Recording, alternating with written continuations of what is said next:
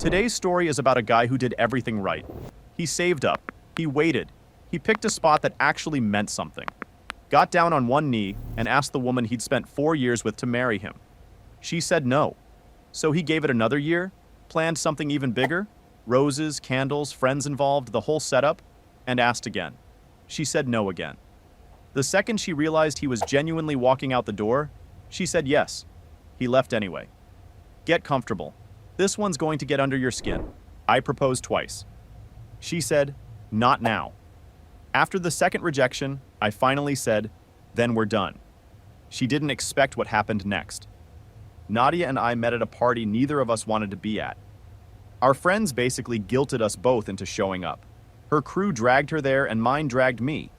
And if you'd told either of us walking in that night that we'd spend the next 4 years together, we both would have laughed. I was standing near the back with a soda, half plotting my exit, when she walked over and started quietly making fun of the music. Not to the room, just to me, like we already had some unspoken agreement about the playlist. We talked the whole night. Just easy stuff. Bad movies we'd both seen. Weird things that happened in our childhoods. Places we'd visited that didn't live up to the hype. She had this story about a family vacation that went completely off the rails in the least dramatic, but somehow funniest way possible, and I was genuinely losing it by the time she got to the end of it. By the time people started heading out, I already knew this wasn't a normal conversation. I asked for her number before I left. We made it official a few weeks later. For the first couple of years, the relationship just worked. Nadia was sharp, funny, always in on the joke. She had this way of paying attention in conversation that made you feel like whatever you were saying actually mattered. Not performatively, just genuinely present. She remembered small things. Not just birthdays and anniversaries, but the little stuff. The name of a coworker I'd complained about once. What specifically stressed me out about a project at work. What I'd ordered the first time we went to a particular restaurant. It sounds like nothing written out like that, but that kind of attention adds up over time, and you start to feel actually known by someone rather than just coexisted with. We had overlapping taste in enough things to make weekends easy. Same general approach to movies, same preference for a good night in over going out just to say we went out, same sense of humor that let dumb stuff be funny instead of exhausting. And just enough differences to keep it from going flat. She pushed back on me when she disagreed. Didn't just agree with whatever I said to keep things smooth. I respected that about her. The whole relationship had this low drama quality that I'd learned, watching other people's situations fall apart over the years, was actually harder to find than people think. We had this thing where whenever one of us had a bad week, we'd do this completely dumb tradition we'd made up in year one. Just order the worst food we could find on the delivery app, put on the most objectively terrible movie either of us could locate, and spend the whole night making fun of both. It sounds stupid because it is stupid, but it worked every time without fail. She was good at that kind of thing, making the low points feel manageable without turning it into some big emotional processing session. I've thought about that specific thing more than once since all of this happened, if I'm being honest about it. The day-to-day was just good for a long time. That's the part that makes this harder to explain to people on the outside who want a clear villain. She wasn't a bad person. She wasn't treating me badly. The relationship, for most of those 4 years, was genuinely one of the better things in my life. That context matters, because it's what made the proposal feel like a formality rather than a gamble. And it's also what made the rejection hit so much harder than I expected. Around the 2-year mark, I started actually thinking about the future. Not the vague, yeah, someday we'll probably get married thing couples say, because it's expected. I mean, I was making real mental plans.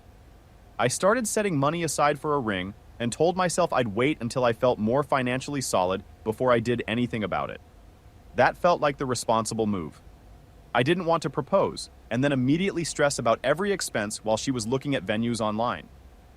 She deserved a real proposal with a real plan backing it up, not just the gesture on its own. What made me confident about all of it was that we'd already talked about marriage directly. Not as some abstract future concept, she'd told me more than once that she couldn't imagine being with anyone else, that she wanted to build something real. So when I finally started putting the proposal together after about a year of saving and thinking it through, I genuinely wasn't sweating the outcome. It felt like a formality at that point. A good one, but still. I planned it at the beach where we'd had our first date. Just us, No crowd, no restaurant with strangers watching, no production that felt more like a performance than an actual moment.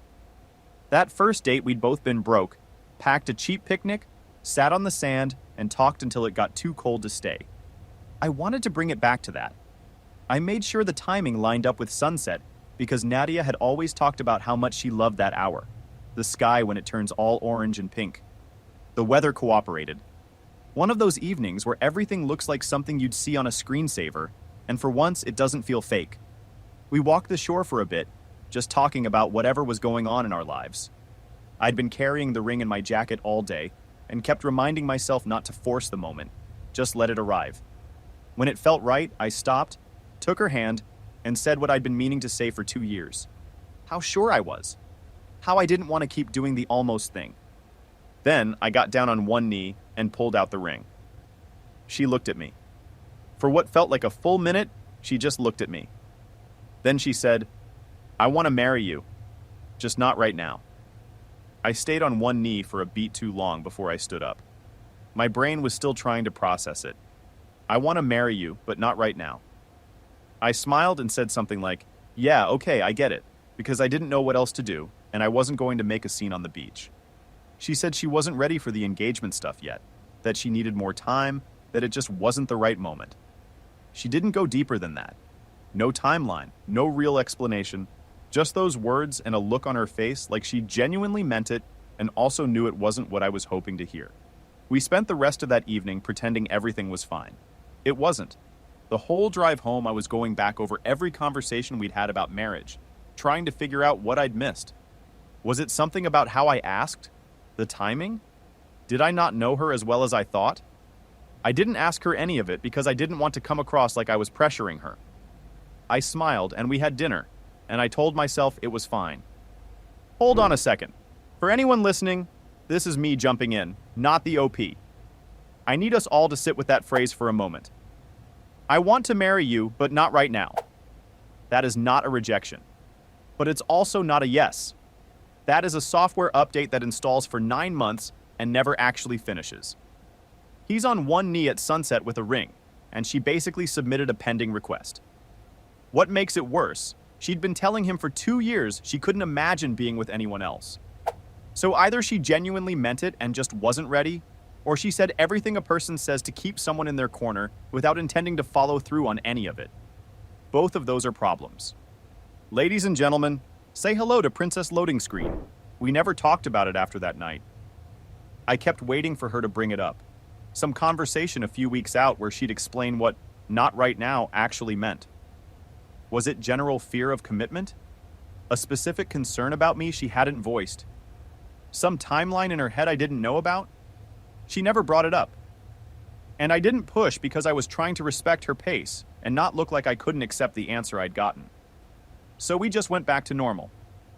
Trips, weekends with friends, the regular couple routine. On the surface, nothing changed, but it was always there in the background. Every engagement party we went to for someone in our circle, every time some show we were watching did a proposal scene, every time one of our parents asked with that particular tone about when we were planning to get married, I'd feel it again. That same low-grade sting sitting right there under everything. I kept telling myself she just needed more time, that eventually something would click and she'd come to me when she was ready. I genuinely believed that for a while. The relationship itself didn't fall apart. That's the part that made this whole period so hard to name clearly. We weren't fighting more. She wasn't pulling away from me. By almost every external measure, things were fine. But there's a real difference between a relationship that's building towards something and one that's just running on existing momentum. And somewhere around month 6 or 7 of that year, I started to quietly feel which one this actually was. I didn't let myself say that out loud, even to myself. I just kept going, kept explaining it away, kept stacking up reasons why everything was still okay. I remember one night we were at dinner with some friends, and one of the guys had just proposed to his girlfriend the week before. The whole table was talking about it, how he'd planned it, how she'd reacted, all of it. And I watched Nadia's face the whole time. She was smiling, seemed genuinely happy for them. She glanced over at me once during the conversation, and I couldn't read it. Was she thinking about us? Was she uncomfortable? Was it nothing? I didn't ask. I just nodded along and changed the subject after a few minutes. That's where I was that whole year. Reading things, not asking, and filling in the blanks with whatever interpretation kept the peace. I spent too much time in my own head about all of it, which Joel told me more than once. Maybe it was nothing. Maybe she'd just panicked on the beach and said the first thing that came out. Maybe the setting was wrong and a different proposal would land differently. I built a whole collection of explanations for her over that year, and held on to whichever one felt most comforting depending on the day. Looking back, those 12 months are probably the part of this whole story I'm least proud of. Not the proposal, not the breakup. Just those months of convincing myself it was fine when something in the back of my head already knew it wasn't. By the end of that year, I decided to try again. My thinking was, she'd never said she didn't want to marry me, just not yet. So maybe the problem was the setting. Too small, too quiet, maybe she needed something with more weight to it. I decided to go the opposite direction. I booked a botanical garden, one of those places with big stone fountains, rose arches over the walking paths, little lights strung through the hedges at night. Nadia's obsessed with plants. She has about 20 of them crowded onto every available surface in our apartment, including several I've personally killed by forgetting to water them, which she has never fully let go of. I figured if any setting was going to feel right to her, it was that one. Actually, I should back up for a second. I remember I was standing at the kitchen counter eating cereal when I made the online reservation, and right behind me her cat knocked one of the succulents off the windowsill, clean off the edge onto the floor. Third time that month with that specific plant. I just stood there looking at the dirt and thought, okay, sure. Anyway, I got our closest friends involved to help set up before we arrived. The plan was dinner at a nice restaurant nearby first, just us, then a walk over to the garden afterward. She'd have no idea what was coming. Our friends came through, roses down the path, candles, the whole setup. It looked genuinely impressive, better than I'd pictured it. Dinner went smooth. We were both relaxed, laughing, good energy on both sides. I'd spent all day quietly catastrophizing in the back of my head, running through everything that could go sideways, but sitting across from her, it all settled down. She was in a great mood. I was trying to stay present and not give anything away. After we ate, I suggested a walk through the garden. She was in. We got to the fountain, and it was all there exactly like I'd planned it. She grabbed my arm when she saw the setup. I took that as a good sign. I did the speech again. Told her I loved her, that I was sure about this, that I'd been ready for a while and I wanted her to be too. Got down on one knee, pulled out the ring. She said, "Not just yet. Pause. Let me get in here. This is me, not the story." She had roses, candles, a stone fountain. Their closest friends had set the whole thing up, and she still said not yet. That's like someone preparing an incredible meal, plating everything perfectly, lighting the candles, and you saying you're not hungry. But the second they reach for the plate, you grab it and say, "Actually, wait." She basically pulled a full Jack Dawson here, had something real right in front of her, and let it sink. Except Jack had an actual excuse. The man was freezing to death in the North Atlantic. She just had cold feet and a genuine talent for the worst possible timing. I stood up slowly. I asked her why, what was actually stopping her. I kept my voice even, but I wasn't hiding the frustration this time. She was crying, which I hadn't expected. She said the same things she'd said on the beach. She needed more time. She wanted to be sure things would work out. She just wasn't ready. I asked her if there was someone else. Not accusingly, just, it genuinely didn't track for me. 4 years in. She shook her head and said no, there was nobody. Then I asked the question I should have asked a year ago on the beach. "Are you sure about me?" She looked at her hands. She didn't say a word. I'd been telling myself for a year that it was about timing, about the pressure of getting engaged, about needing to let her get there on her own terms without feeling pushed. Standing in that garden watching her go completely quiet when I asked if she was sure about me, that was a different thing. That wasn't about timing or settings or the size of the proposal. That was something she didn't know how to say out loud, and the silence was saying it loud enough. We sat down near the fountain, and I asked her to actually help me understand what was happening, because I'd given this everything I had, and I was struggling to figure out what else I was supposed to do. She said she did love me. She said she wanted to be with me. Then she said she just wasn't sure she was ready for the commitment of marriage and didn't want to rush into something she wasn't certain about. That's when it landed clearly. She wasn't uncertain about marriage in the abstract. She was uncertain about me. Those are two completely different conversations, and we'd apparently been having the wrong one for over a year. I sat with that for a moment before I said anything back, because I think part of me had still been holding out hope that she'd say something that made sense of it all. Some explanation that would reframe the whole thing in a way I could work with. But there was nothing there.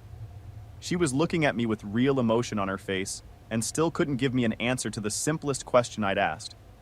Not about the proposal, not about the ring. Just, are you sure about me? And the silence after that question was the most honest thing she'd said all night. I told her I couldn't keep doing this, that after 4 years and 2 real attempts, I wasn't going to sit in a relationship indefinitely waiting for her to decide I was worth committing to. She started crying harder and said, "Fine, I'll marry you. Please don't leave." And I know she meant it in that moment. I genuinely do, but she only said it because she thought I was walking out. That's not a yes. That's damage control with a ring attached to it. I didn't want her to marry me because she was scared of losing me. I wanted her to want it, to be genuinely excited about it, not just willing to agree to stop a loss. Those are two completely different things, and I wasn't going to pretend they weren't. I walked away from the garden. Yo, time out. Let me get this straight. She turned down 2 proposals, went completely silent when asked directly if she was sure about him, and only said yes when he was already walking out the door. And he's the one getting called immature by her entire social circle. That is some gold medal narrative revision right there. I fully expect her friends to launch a podcast called How He Left and Why It's Still Somehow His Fault. And Ashley, the friend who texted, "You were just a safe bet for her," thought that was going to sting him. Ma'am, you just confirmed everything he'd been quietly wondering about for a year and a half. That's not shade. That's a confession with no return address. The next few days were rough in a specific kind of way. I stayed at Joel's place. Joel's one of those guys who doesn't turn things into a moment. He just makes room, hands you a soda, and puts something mindless on TV without asking 20 questions. We played video games most nights, occasionally watched something dumb, and I tried not to let my head go to dark places. It helped more than I expected to just be somewhere that wasn't surrounded by 4 years of accumulated shared life. The first night I was there, I barely slept. Not because I was spiraling exactly, just because my brain wouldn't quiet down. I'd lie there going through the whole timeline, the beach, the year of silence, the garden, and trying to figure out at what point I should have made a different call. I didn't land on one. I think that's how I knew I'd made the right choice. When you've actually screwed something up, you can usually find the exact moment. This one, I kept coming back to the same place. I did what someone does when they love a person and want to build something real with them. The outcome wasn't what I wanted, but the decisions were mine, and I'd make most of them again. Nadia and I weren't talking. She stayed at our apartment, and I didn't go back. Then the texts started rolling in. Not from her at first, but from her friends. Then her parents. Then some of our mutual people who'd clearly gotten her version of events, which from what I could piece together went roughly like, he ended things because I wasn't ready to get married. Technically not wrong. Missing about half the actual picture. I got called selfish, immature. One person sent a long message about how I was throwing away a 4-year relationship over one small thing, apparently unaware we were now 2 occurrences deep, and I'd also just asked her point blank if she was sure about me and gotten dead silence in response. Another person told me I was scared of commitment, which is a remarkable read of the situation, given that I had proposed twice in 13 months. Ashley's message was the most revealing one. You were just a safe bet for her. She'll find someone better now. I didn't respond to that. It sat with me for a day, and then I realized it wasn't designed to hurt me. It was designed to reframe everything in a way that made Nadia the one who'd made a power move, rather than the one who'd fumbled something real. And also, reading between the lines, it was quietly answering a question I'd been circling around for a while without fully wanting to land on it. My own guys were a different conversation entirely. Joel kept it straightforward. She couldn't decide in 4 years, she wasn't going to. Matt was more blunt. He'd thought I should have walked after the beach. Said the first proposal gave me everything I needed to know. He wasn't wrong about that. I just hadn't been in a place to hear it 12 months earlier. I'd wanted to believe she just needed more time, and that if I was patient and didn't push, she'd get there on her own. That's a generous interpretation. I held on to it a lot longer than I should have. The calls from Nadia kept coming. I answered eventually. She wanted to work it out, come home, said she'd been wrong to hesitate. I told her I heard her, but that a yes that arrived the moment she thought she was losing me wasn't the kind I was looking for. We both went quiet on the phone for a minute. Then we said our goodbyes. About 2 weeks after the botanical garden. Wait, no. It was closer to 10 days, actually. I just remember it felt like 2 weeks. Anyway, I got one last text from her. Short. No drama. I understand now. I'm sorry. I hope you find someone who makes you happy. No more calls. No more texts from her friends. Just silence after that. I went back to the apartment when I knew she wouldn't be there. Packed what was mine, left my key on the counter, and walked out. It took about 40 minutes. 4 years down to 40 minutes and a key on a counter. Final update. The first few weeks in my own place were an adjustment. There's no cleaner way to put it. I found a one-bedroom in a decent part of town. Nothing remarkable, just mine. I could leave dishes in the sink because I felt like it. Stayed up too late watching things I'd been wanting to watch for years. Slept in the middle of the bed, which sounds like a small thing until you realize how much of your own physical space you quietly give up during a long relationship without ever really tracking it. What takes longer than people usually talk about is the mental recalibration. When you've spent 4 years with your daily routine, partly organized around another person, their schedule, their preferences, the shape of your evenings because of what she had going on, suddenly having no one else's rhythm to account for feels both good and genuinely disorienting at the same time. I'd catch myself about to say something out loud and then remember I was the only one in the room. Not in a sad way exactly, just jarring for a while. You get used to the texture of another person's presence, and then one day it's just gone, and the quiet feels different than it used to. The question I kept coming back to was what I actually wanted now. Not from a relationship, I wasn't even thinking about that yet. Just from my own life and days. I'd been so focused on the future I thought we were building that I hadn't really looked at what I wanted separate from that plan for a couple of years. I started small, made a list of things I'd been putting off, hit the gym with actual consistency because I had real free time now and needed somewhere to put the energy. Got into a work rhythm that was clean and focused. None of it was groundbreaking, just getting my own footing back under me. Joel checked in regularly. Matt and I started hanging out more than we had in years. The weird moments weren't the obvious emotional ones. You brace for those and they come and go. The ones that caught me off guard were the random quiet ones. Opening the fridge and only thinking about what I felt like for dinner. Driving somewhere with no need to check in. Waking up on a Saturday with a fully empty schedule and nobody to negotiate with about what to fill it with. Those took longer to feel normal than I expected, but they did eventually. The thing about going through something like this is that at a certain point, the processing stops being about the other person and starts being about yourself. Like, what do you actually want? Not just from a relationship, but from your life in general. I'd been so attached to a specific picture of the future that I hadn't really looked at the individual pieces clearly in a while. When I finally did, some of them looked different than I remembered. That part was worth something, even if I could have done without the way I got there. I also stopped explaining it to everyone who asked. That helped more than I expected. For the first month, every time someone asked what happened, I'd give this whole detailed rundown. The beach, the garden, the silence when I asked if she was sure about me. And every time I told it, I'd feel the whole thing again fresh. At some point, I just started saying, "We broke up, it was the right call," and leaving it there. Turns out that's enough of an explanation for most people. And the ones who push for more detail don't actually need it. They're just curious. Cutting those conversations short saved me a lot of energy. A few months in, Joel called and said we needed to get out and do something. Just pool, sodas, catch up, nothing heavy. We hadn't done a proper hangout in a while since work had kept us both busy. I said fine. The night started easy. We shot pool, talked about nothing requiring much thought, just the kind of back and forth that happens naturally with someone you've known long enough that conversation doesn't need effort. I wasn't thinking about anything heavy. And then about an hour in, Joel got this specific look on his face while I was lining up a shot.